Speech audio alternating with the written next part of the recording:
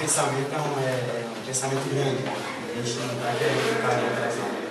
A gente está procurando fazer o nosso trabalho, trabalhando bastante para que a gente consiga os resultados dentro de casa e fazer os resultados fora de casa também, para que a gente consiga brigar lá em cima. O nosso pensamento é de fazer um excelente campeonato brasileiro, então não pode ser diferente.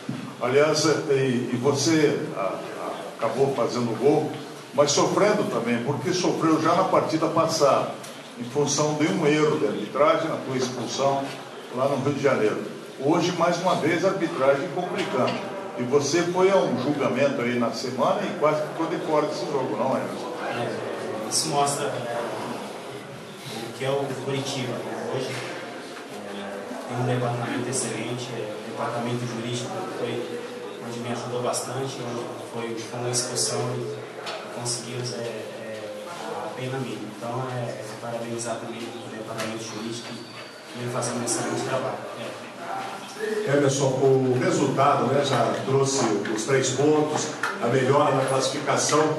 Isso aí começa a dar um alento aí para frente de buscar agora e objetivar outras metas dentro do campeonato? Olha, nós temos objetivos. Eu falei, nossos objetivos é um objetivo grande, de sonho.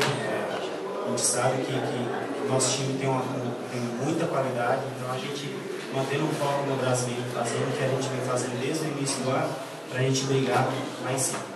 Agora é Felipe.